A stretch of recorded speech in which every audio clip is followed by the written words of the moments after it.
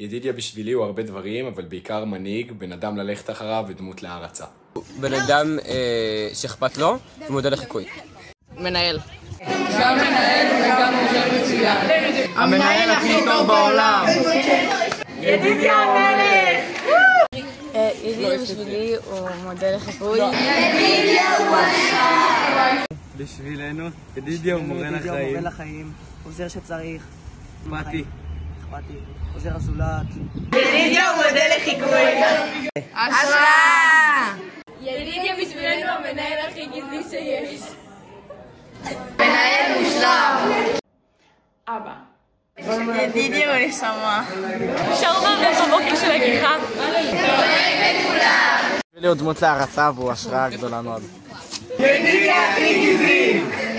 ידידיה אתה השראה. גזעי. המנהל הכי טוב בכדורסל. והכי גזעי אי פעם. ידידיה הוא מנהיג. בן אדם שמקשיב באמת. שמדבר בגובה העיניים.